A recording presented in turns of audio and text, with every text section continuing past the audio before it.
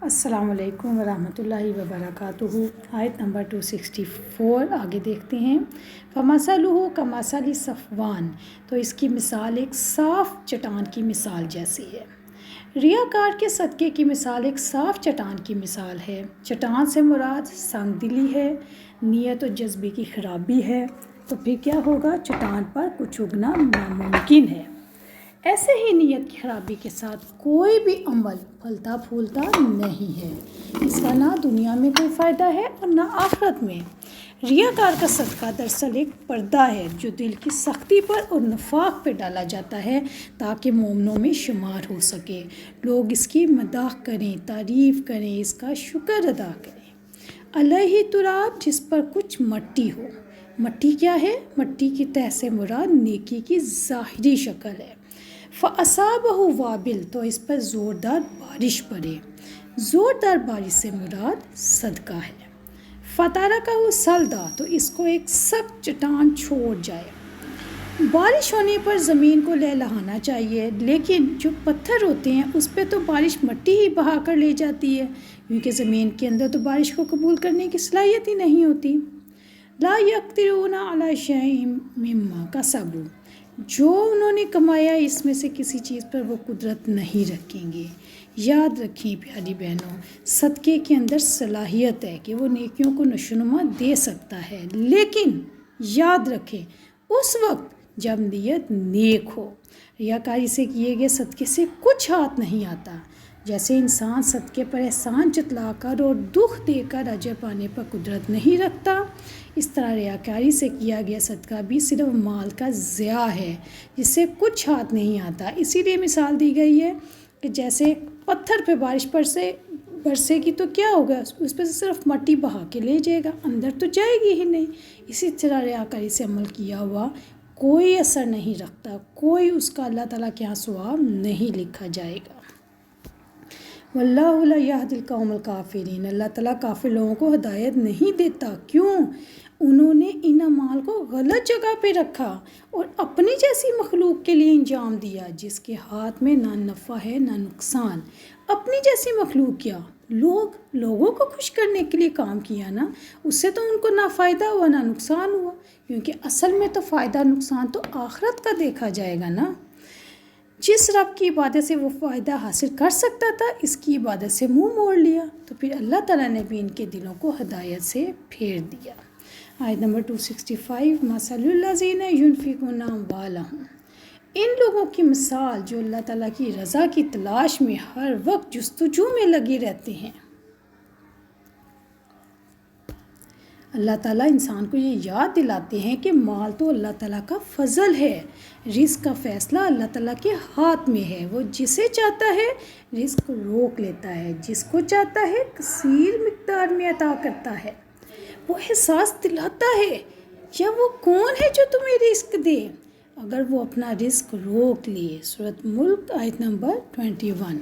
ایک انسان یہ سوچتا ہے کہ اگر میں نے اللہ تعالیٰ کے دیے ہوئے کو روک لیا تو اللہ تعالیٰ بھی مجھ سے روک لے گا۔ یہ احساس اس کو انفاق پر آمادہ کرتا ہے۔ اللہ تعالیٰ اس فضل کے بارے میں عہد بھی لیتے ہیں کہ وہ اس کے دیے گئے رزق سے بغیر اسراف کیے، فضول خرچی کیے اپنی ضروریات بھی پوری کریں گے اور زائدہ ضرورت مال کو اللہ تعالیٰ کی راہ میں خرچ کریں گے۔ یاد رکھیں یہ عہد انسان کو اللہ تعالیٰ کی راہ میں خرچ کرنے پر مجبور کرتا ہے۔ اس لیے اللہ تعالیٰ نے کہا اس آیت میں کہ ان لوگوں کی مثال جو اللہ تعالیٰ کی رضا کی تلاش میں رہتے ہیں، اپنے دلوں میں پختگی پیدا کرتے رہتے ہیں، یقیناً ان لوگوں کو بخل سے نفرت ہو جاتی ہے۔ اور اللہ تعالیٰ کے لیے عمل کرنے کا کیا مطلب ہے؟ کہ انسان اللہ تعالیٰ کی خوشی کے لیے عمل کرے۔ اللہ تعالیٰ انفاق کرنے والوں کی دل جوئی کرتے ہیں جس سے ان کے دل جھک جاتے ہیں اور انسانوں کے آپس کے تعلقات بہت اچھے ہو جاتے ہیں۔ جو انسان اللہ تعالیٰ کے لیے خرچ کرتا ہے اس کا دل ایمان سے بھرا ہوتا ہے۔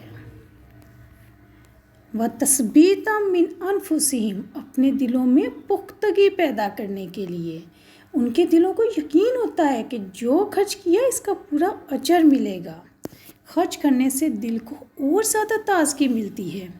رسول اکرم صلی اللہ علیہ وسلم نے حضرت سعد بن وقاص رضی اللہ عنہ سے فرمایا، رضائی الہی کی خاطر تم جو بھی خرچ کرو گے اس سے اللہ تعالیٰ کے نزدیک تمہارا مقام بلند ہوگا، حتیٰ کہ وہ لقمہ جو تم اپنی بیوی کے منہ میں ڈالو گے۔ صحیح بخاری 2742۔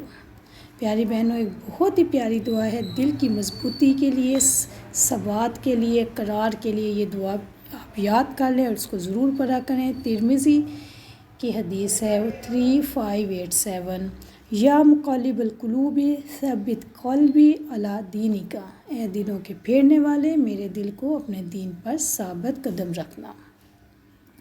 یاد رکھیں، انسان جو عمل کرتا ہے اس عمل کے ساتھ وہ اپنی قوت ارادی کو مضبوط کرتا ہے۔ جب انسان وہ عمل کرتا ہے جو اللہ تعالیٰ چاہتا ہے تو پھر اس کا دل اللہ تعالیٰ کی بات پر ایمان لانے کے لیے جمنے لگتا ہے۔ جب انسان آسان حالات میں عمل کرتا ہے، یعنی جب دل کی قبولیت، اس کی رضا بھی شامل ہو، مال خرچ کرنے میں بھی آسانی ہو، کوئی دوسری رکاوٹ بھی نہ ہو، تو پھر دل کے اندر تھوڑے درجے کی ثابت قدمی آتی ہے۔ اور جب انسان مشکل حالات میں خرچ کرتا ہے تو وہ اپنے مقصد کے لیے اپنے ارادے کو اور زیادہ پختہ کر لیتا ہے۔ کمثلی جنت بربوات اصحابہ، ان کی اب مثال دی جا رہی ہے جو اللہ کی رضا کے لیے خرچ کرتے ہیں، ایک باغ کی۔ کمثلی جنت، ان کی مثال ایک ایسے باغ کی سی ہے۔ جنت سے مراد ایک ایسا باغ ہے جس میں بے شمار درخت ہیں اور گھنا سایہ ہے۔ اتنا گھنا سایہ ہے کہ درخت زمین کو چھپا لیتے ہیں اور اس تک دھوپ کو نہیں پہنچنے دیتے، یعنی زمین کو۔ باغ کی زمین کی مٹی گہری ہے، یعنی ایمان دل کے اندر تک اترا ہوا ہے۔ انفاق کرنے والے کی مثال ہے جس کا دل ایک سرسبز باغ ہے، یعنی دل میں ایمان کی تر و تازگی ہے۔ بے ربوا، جو کسی اونچی جگہ پر ہو، یہ باغ اونچی زمین پر ہے جس کو صبح، دوپہر اور شام سورج کی پوری روشنی حاصل ہوتی ہے۔ ایسے باغ کے پھل زیادہ بہتر ہوتے ہیں، اور یہ ایسی جگہ نہیں جہاں پہ نہ ہوا لگے نہ دھوپ۔ باغ اونچی زمین پر ہے جو زرخیز ہے، یعنی دل کا مقام بلند ہے۔ جو ایمان والا ہے اس کے اندر نیکیاں کرنے کی بھرپور صلاحیت ہے۔ اصابہ وابل فاتت اکلھا ضعفین، اس سے زور کی بارش پہنچے تو وہ اپنا پھل دوگنا لائے۔ یاد رکھیں، اونچی زمین پہ موجود اس باغ پر زمین نمدار ہونے اور دوسرے اسباب کی وجہ سے اور بکثرت پانی کی موجودگی کی وجہ سے اس باغ کا دوگنا پھل آتا ہے۔ فَإِلَّمْ يُصِبْهَا وَابِلٌ فَطَلٌ، پھر اگر اس سے زور کی بارش نہ بھی پہنچے، کوئی وجہ ہے، کوئی موسم ایسا ہے، جگہ ایسی ہے، زور کی بارش نہیں بھی ہوتی، لیکن چونکہ زمین اونچی ہے تو اس پر شبنم ہی کافی ہے۔ اس سے کیا مراد ہے کہ عمدہ زمین کی وجہ سے معمولی بارش ہی کافی ہے۔ باغ پر زور کی بارش سے مراد صدقہ کرنے کی خالص نیت ہے۔ انتہائی جذبہ، خیر اور نیک نیتی دل کو سیراب کر دیتی ہے، اس کو نئی زندگی ملتی ہے، کیونکہ صدقہ دل کو پاک کرتا ہے۔ یہ مثال اللہ تعالیٰ کی راہ میں خرچ کرنے والوں کے بارے میں بتائی گئی ہے۔ کوئی زیادہ خرچ کرے یا کم کرے، ہر ایک کو اپنے حالات کے مطابق فائدہ حاصل ہوتا ہے اور ہر ایک کے ثواب میں پوری طرح اضافہ ہوتا ہے۔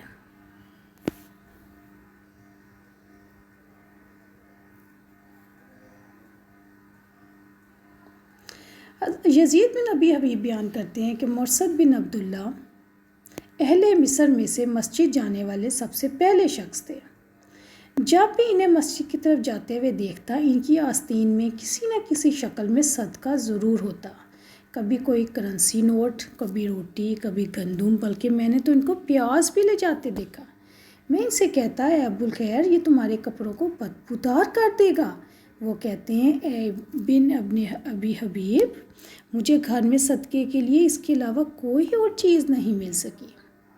مجھے ایک صحابی نے حدیث بتائی تھی کہ رسول اکرم صلی اللہ علیہ وسلم نے فرمایا، قیامت کے دن مومن کا سایہ اس کا صدقہ ہوگا۔ سبحان اللہ۔